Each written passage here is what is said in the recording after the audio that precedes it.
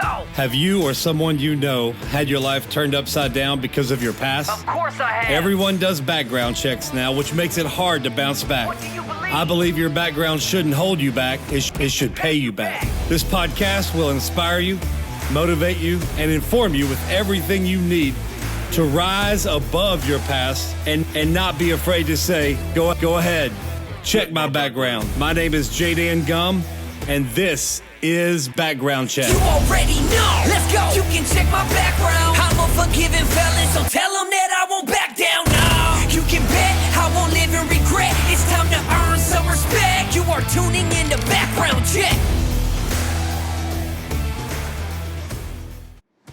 Shawn, Second Chance, Serfass.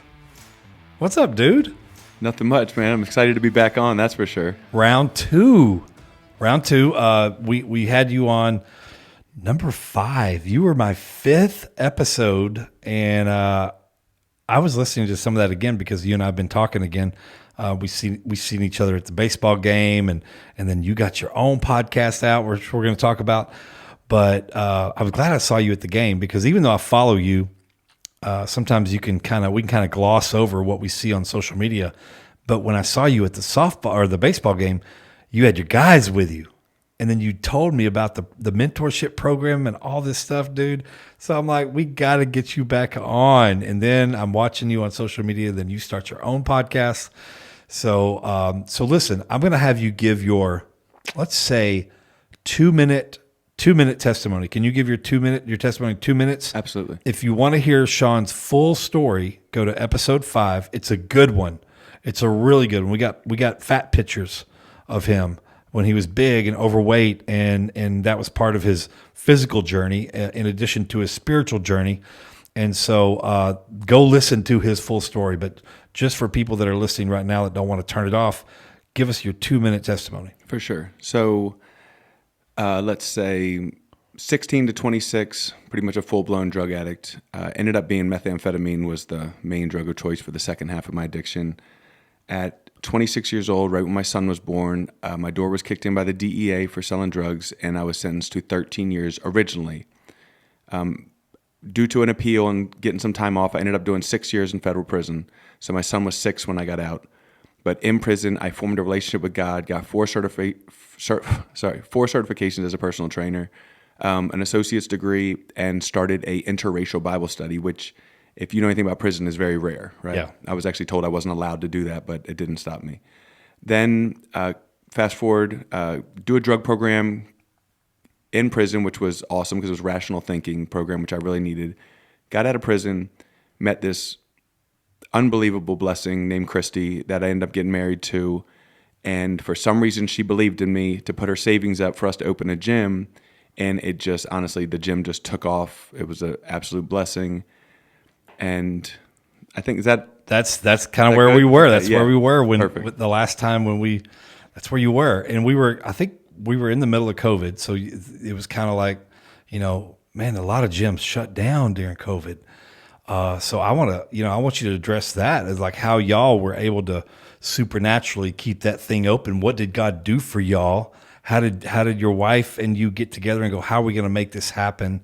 And I know there had to been some supernatural favor and stuff that's happening there. So, but you got some things going on now, man, that just are blowing me away. And I know we've talked about before about just how sometimes we can get comfortable in the dream that we're already living, that we forget that there's bigger things out there. And and you saw that with me, and now I'm seeing it with you. So just talk about things that have happened since the first episode, since you opened the gym, the pandemic hit, and now what has happened since then. Perfect. I got it. So, but I have to start off with this. And I know I told you this, and I'm going to try to say it without crying, but you were the first person that, like, by asking me to be on the show and pouring into me and made me realize that it was okay to be a felon, a forgiven felon. Does that, you know what I mean? Yeah. Like, you were the first person that ever voiced that to me, that it's okay, that you almost made it seem like a positive thing, man. And I think that's where my confidence in all the stuff that I'm doing now came from, dude. So thank you very much for that. All right. Okay, that's Get that out of the way. Now go. Okay, but I'm saying take that serious. I appreciate that.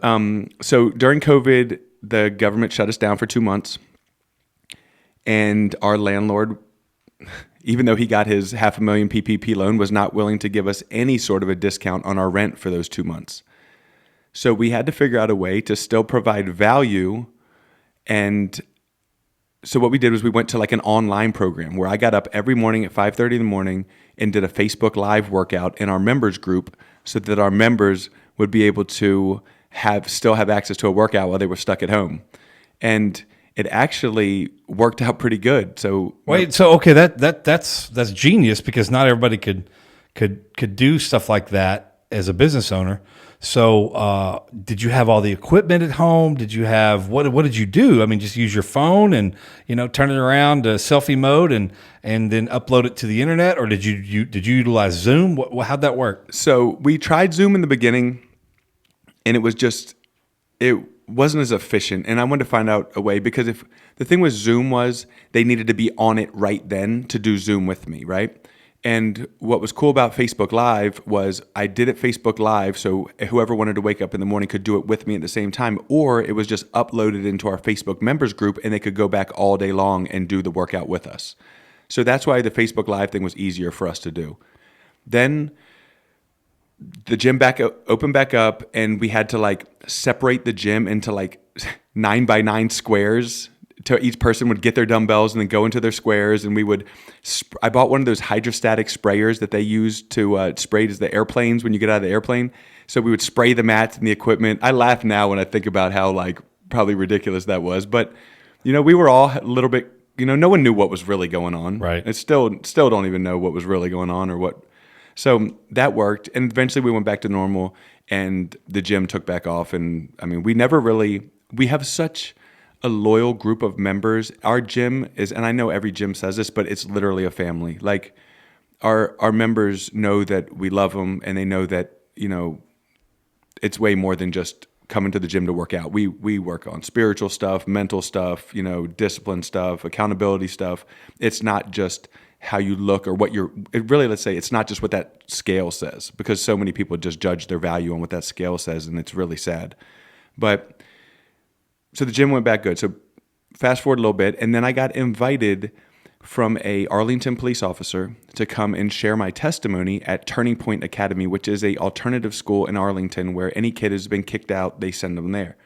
So, I'm really into Jordans. So I wore like some really, fancy Dior Jordans, and I went there and I was talking to the kids, and these kids were so engaged. They were asking these awesome questions, and they were so respectful. Even the counselor was like, I've never seen the boys act like this before.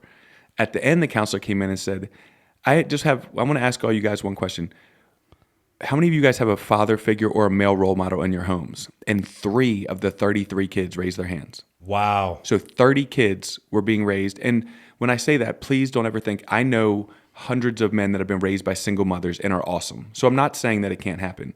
But how do you know how to be a husband, or how do you know how to be a father, or how do you know how to be a positive male role model if you've never seen it modeled for you, So I literally, and I know I've cried a couple of times, but I cried on the ride home because I was blessed with an amazing father. So I knew, what that looked like. And I just knew God's calling right then, because I had been praying, should I open another gym? Like, what am I supposed to do with this free time I have? Because the gym's, running itself. And I got my answer. And it was, no, I want you to pour into these boys. So that day I got on Swift Filings was the name of the company, and I filed for my 501c. And it's a 4-month process, but I didn't even wait for it to get approved. I started reaching out to my contacts, principals, teachers.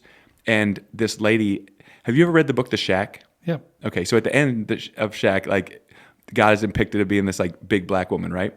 I swear that's who this lady was, Regina Crane.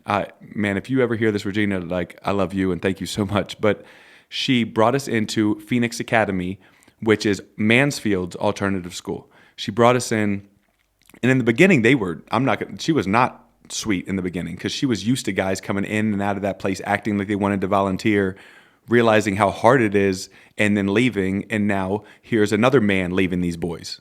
It's already happened once, twice. You know what I mean? So she was super protective. Don't hurt my babies. Don't hurt my babies. I'll never forget her saying that. And I'll never forget at the end of the first year when she came up to us and said, okay, you guys have got my trust and you guys are family here. Like, it was really cool. So that's just something we do on Fridays. Every Friday we go into the school and we spend 2 hours with the kids from 10 to noon. She'll bring different boys, ones that she thinks will be good for us, or she'll bring some that just need guidance or need talking to. Not every one of them wants to be in our program, but our program is called Second Chance Mentors, okay? And what our program is we go to the schools, we talk to the kids. If the kids do want to be in our program, they have to apply for it. So we do it like so they can learn how to do an application, learn how to like interview for it. And they have stipulations. So they have to have 2 hours of community service every month. They have to have a sit-down meeting with a mentor where they do short-term, long-term goals once a month. They have to be passing all their classes and have good attendance. Now, if they do those 4 things in August and December and in April, we buy them a pair of retro Jordans. And I'm not talking like Jumpman cheap Jordans. I'm talking these shoes are $200, $300, even maybe sometimes $400. Wow. And sometimes with kids that age, you have to have a reward for them to want to do something. And if spending $1,200 can change a kid's like aspect on life and the direction they're going, I'm cool with spending that all day long. You know, let me address that real quick because that's important. Because one of the most impactful statements that I heard from a Warden Kane, that was the warden of Angola Prison in Louisiana. I got to interview him, not for a podcast, but it was a long time ago when I visited the prison. I said, how did you take the prison that was known for the bloodiest prison in America? How did you take it to what it is now? Because when I went and visited, there was one whole dorm that had college seminary. They had all the inmates wore their own clothes, not inmate scrubs. I looked the same as an inmate did. And I said, how did you take it from the bloodiest prison in America to what it is now? And he said, I began to reward good behavior as much as I punished bad behavior. That's so good. He said, and that's all it took. He said, when inmates see, and he said, just in general, when humans see that there's no reward for acting good, there's only punishment for acting bad. So if they act good, they're just going to not get punished. He said, good behavior is hard to come by. He said, but when you start rewarding, so I like the way you said all that because that is a reward that they get, because now if they just, before your program, if they just acted good, they got to pass the class or whatever, or just get to move to the next whatever. But now if they act well, they get a pair of Jordans. Yep, and it's cool. And I love shoes. And that's my favorite part. Like I would go to, if you guys have Instagram or Facebook, Second Chance Mentors, and just look, like we post the pictures. So I could go on and on about this, but there was a kid that was living, I'm not going to put his name out there, but he was living with his mom in her Kia, and they would drive around from Walmart to Walmart parking lot, and that's how they were sleeping. And this kid is like, he's special, man. He's giant. He's like 6'5", probably 350. He wears a size 16 shoe, okay? So when we did all the shoes and stuff, we couldn't even find a pair of shoes for him. So I picked him up the next day and we went searching because I was not going to let him not get his shoes because I was so proud of him. He didn't miss any community service. And we found him a pair of shoes at the mall and size 16. And he put them on and he was walking like, you ever seen like when you walk with snowshoes, how they don't bend? Because he didn't want to crease them because he was like, and he literally started crying and he was like, I've never had a pair of Jordans before. I didn't think I would be able to get a pair of Jordans. And it just made me realize how much I still to this day take for granted. Like I take a lot for granted. Like to go buy a pair of Jordans, I probably do it once a week. Not trying to be cocky. It's just something I really like. And I keep them nice. And you know what I mean? It's something that I collect. It's something that's important to me. But then there's this kid who his mom is working 2 jobs and still can't even get an apartment. You know what I mean? Like it's really sad.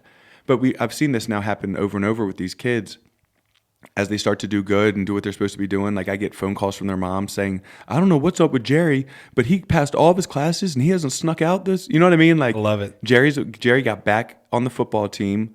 I don't know. It makes me want to cry. Yeah. I just know that I'm doing exactly what I'm supposed to be doing. And I know that God allowed me to walk through what I've walked through in the past for this. Because when these kids know that I was incarcerated, it gives them they look at me different. They don't look at me like, oh man, this is just some guy coming in here to tell me to do right. Like they're like, oh man, he struggled too. So it's right now we have 13 boys in the program, and we have 3 girls. That was not in my heart. That was not my heart, was to have girls, because I have to maintain I really can't maintain the relationships with 15, 16-year-old girls. It's not healthy. You know what I mean? It's like, but one school I went into and I gave my testimony, and this little Hispanic kid was like, man, can I have your phone number? And I said, yeah, absolutely. Here's my phone number. Well, about 3 or 4 hours later, I get a text. Hey, this is Haley. I was at the school today when you talked. I got your number from so-and-so. You reminded me of my dad, and I was going to drop out of school today, but I decided that I feel like my dad would want me to stay in school. I think he had passed away. And she's graduated since then. But what I had to do was send the text message, screenshot, send it to my wife, and there was our girls section started right there. So we don't push the girl side, but if a girl comes to us and needs help, we're going to bring her on. So does your wife get involved with that side? Yes. Okay. She does. She pretty much runs the girl side of it, which is, like I said, like for instance, we're doing community service on Saturday. I'm just doing the boys. Like I'm just going to get the boys together, and she'll do different stuff with the girls. She likes to do a lot of homeless drives for the girls and stuff like that. Talk about the community service. What all do you guys do as a part of that? Awesome. So we've gone to Mission Mansfield, which is like a mission center, which is an amazing program. They're doing a lot of really good things. We adopted a highway, which is my favorite one, because they put a giant sign up that says this highway is adopted by Second Chance Mentors. Where is that? It's kind of it's hard to explain. It's down 1187 Rendon Tarver Elementary School. Okay, is like so it's kind of they didn't have anything available in the city, so we took whatever they had, which means we have a lot more trash because we're out in like a country road, and it's a lot of work. And I don't want the girls to have to come out there because it's on a highway. The cars are driving fast. So it's just the girls kind of do their own like safe community service, and then we take the boys out there and we're starting to get some traction with mentors. It's hard to find mentors. It really is. So if anyone hears this and is looking to help, reach out. But we struggle with finding mentors because sometimes we bring someone on and they just can't figure out how to. They have expectations of what's supposed to happen with these boys, and these boys are, not just opening up like, hey, here's my whole life. They don't do that because they've been hurt or they're reserved, so we're trying to figure that out. But we do that. We do homeless drives. We do shoe drives, and we'll go and collect shoes. We helped an elderly couple move out of their home because they didn't have money and they were having to move, so we helped them move. But we've really been doing the highway thing mostly. Do you have a mentor training program where you put them through like this is what to expect, this is what you should do if somebody asks for your number, any kind of training for them so that they can be set up for success as much as possible? Because I'll be honest with you, I'm the same way. There's mentors that some people want to help, they want to be a mentor, but they don't really know how to break that ice. They don't know how to. Because some people are like, well, I've never been down that road. So, and we know that you get better credibility because of the road you've been down. So somebody who hasn't been down that road, but wants to help, how do they establish that credibility? What can they do to break the ice, break the walls down, whatever? Because I think there would be more mentors that would do it if they felt like they were being productive. 100%. No, you're so right. And no, just to be fully honest, I could make up some, but we don't. And we just run background checks on them, and then we show up and hang out together. But maybe that's something that's not maybe. That's definitely something that I'm going to start trying to figure out how to put together because it should be done anyway. Okay, wait a minute. All right, so you have a background, and you help these kids, but then you do a background check on mentors. So what would have to be on their background to disqualify them? Only child sexual stuff. Okay. If they have any sort of child, I'm glad you brought that up. Yeah. So any other crime outside of the child sex stuff. Yeah, we have other guys that have gotten out of prison that are mentors. It's just child sex. Gotcha. Stuff. Which right. Don't you think that's kind of understandable? Oh, absolutely, 100%. Okay. I just wanted to make sure that if somebody's sitting out there and they have a felony or they have whatever that's not a sex offender or child offender related, they want to help, then they need to know that they're 100%. They're going to pass that background. I'm so glad you said that, especially because we're on the background podcast. No, I'm so glad you said that. All about helping people rise above their background. Yes, and again, I shouldn't even someone can overcome a sexual case too. I'm Yeah, sorry but just if I, but logic is just that there's certain things you can't do after certain crimes. I would lose everything if I allowed a guy to come on and maybe did something to one of these kids. CPAs can't go. If you're a felony, and you had accounting stuff, you can't be in charge of bookkeeping at a company anymore. So I mean, there's just logical things that you shouldn't be doing depending on your crime. Yeah. So real quick, our motto is your background shouldn't hold you back; it should pay you back. I love that. Your background It's is paid me paying back. you back so much. So just talk about some of maybe an impact story that has really meant a lot to you. Maybe just, a book coming out. I don't know why I said that. I don't know if you even have one working on it. I'm working on one too. So, but talk about, because everything we do now, if we are sharing our story and that story helps somebody else, whether it's a teenager, whether it's an adult in prison, whether it's somebody on the street, a stranger, whether when we wear that shirt, keep calm, I'm a forgiven felon, and somebody says, hey, me too, and then you start sharing your stories and encourage them, that's how our background pays us back, Yeah. So just talk about how your background has been able to pay you back, just through this program and even in your marriage and even just in public speaking and all that. Just talk about in what ways has your background been able to pay you back? Because the reason we say that is because our background has stolen so much from us in the past, and it can it can continue to steal from us in the future if we allow it.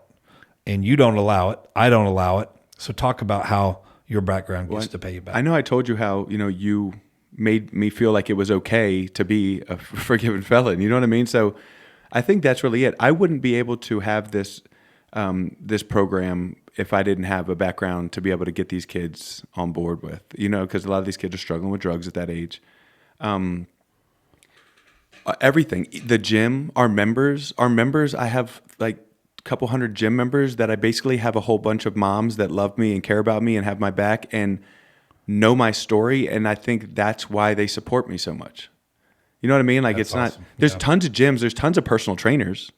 You know what I mean? I'm not even that good of shape. Like there's, you know what I mean? There's tons of better looking and better shape guys than me out there that could train you for. You know what I mean? I think it's people. I don't know. You're in pretty good shape. Thank you. But I've seen those Spartan Run pictures where you're just like muscles popping out everywhere. Oh, man. Have you done any of those Spartan races lately? I have one in 3 weeks, a 15-mile Spartan race in 3 weeks. Yeah, in Granbury, Texas. So I'm super excited about that too. It's my background is something now. This is really cool. My background now is something that I'm actually proud of. Like literally, I'm proud. Not that I hurt, not that I sold drugs, and but I'm proud that I went through that because now I'm able to help people not go through that. You know what I mean? So I literally take a lot of pride in being a forgiven felon. Like, That's awesome. because a lot of people, and man, I said it 6 times already today, but you were a huge impact in that, man. No one goes around to people getting out of prison and say, hey man, you're okay, man. You're good. You should be true. You know what I mean? No one does Yeah. that. So it's something that I want to make sure that these kids know when they get, because these kids at these alternative schools, they get a sentence, Yeah. 15, 30, 45 days. I mean, they consider themselves, basically serving a sentence. They're not old enough to go to prison, but if they did, for some of the stuff these kids are getting sent to this alternative school, if they were adults, they'd be getting felonies. So it's pretty much a sentence. And I want these kids to know, like, hey, you can still make it. You're still good. We're going to get back to the school. We're going to get right back on track. And then this is just going to be something that, made you stronger. So it's really how you look at overcoming, the situation, if that makes sense. Yeah, it does. So your gym is so successful that I hear you're going to open up a second location. So we just got done meeting with the landlord today. I think we're going to sign the lease. The lease is actually in my email right now. I just saw my wife say, hey, we got the lease, look it over.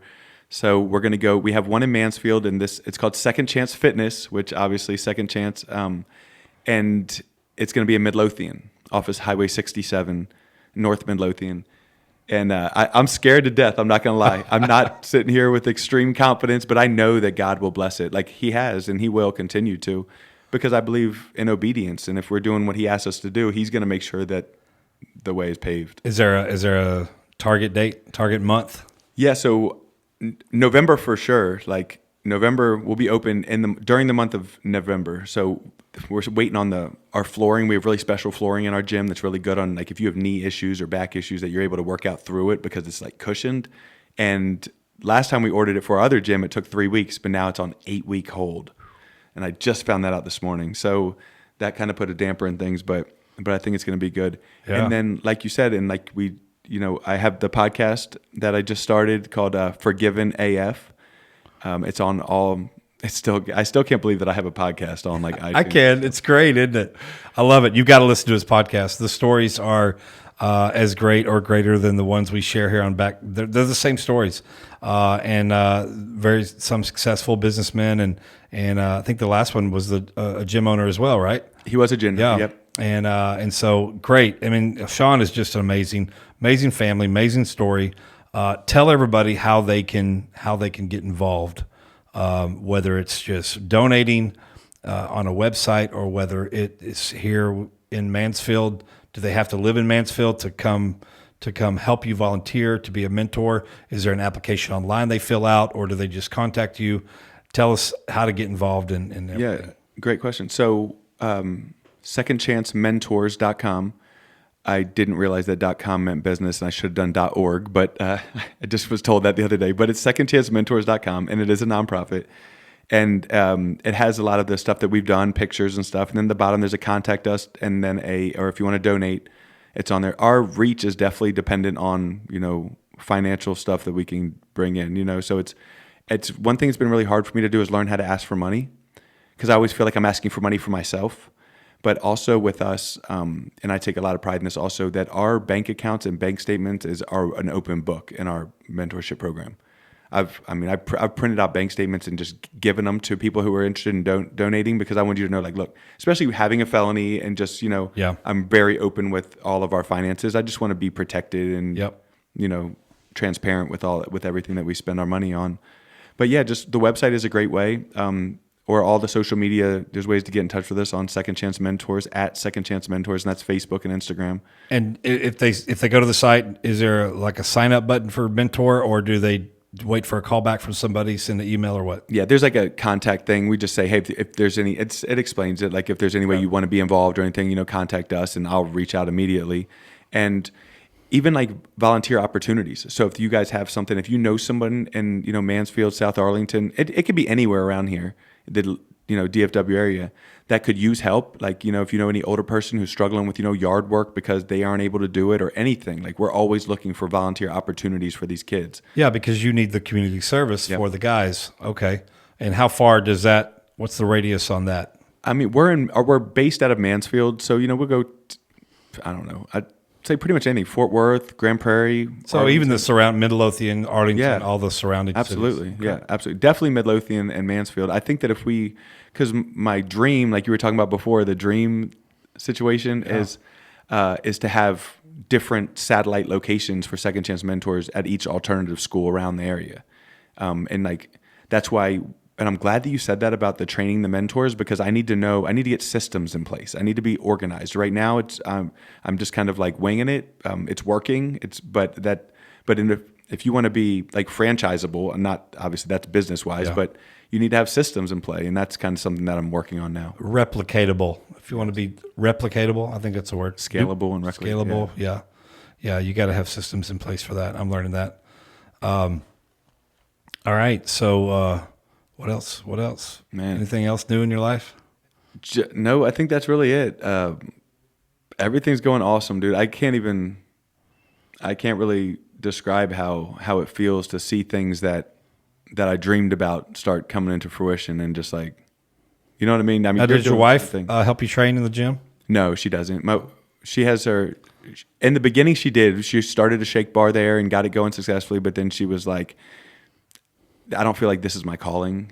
She kind of felt like she was, and her background, she has a bachelor's in interior design. So that's what she loves. And now she's designing closets for like high-end $30,000 clients. That's why your gym looks so good. She definitely, it's all her. Paint scheme, everything. That's all her. Flooring, she did the entire, it's definitely her gift. Now I just have to reel her in on the new one, because we don't really have the same amount of money to put down on it like we did before. But so I got to make sure that she doesn't get too excited, but it'll be great. All right. So the website is secondchancementors.com. And you need finances because you got to buy shoes. You need probably stuff to purchase materials for the class, different things. And so yeah, and you are a 501c3. So if people want to give, they can, it's tax deductible as well. So man, I'm so proud of you, dude. I just, when I saw you interacting with those guys at the Ranger game and I saw how they looked at you. It's cool.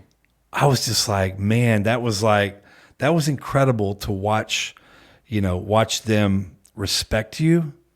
They look up to you. Some of them are so tall they look down to you. They're some big boys, yeah. But just in normal conversation, you can tell that you're in their life for their good. Yeah, I want these kids. And they know that. Yeah, I want them to know that they can make it.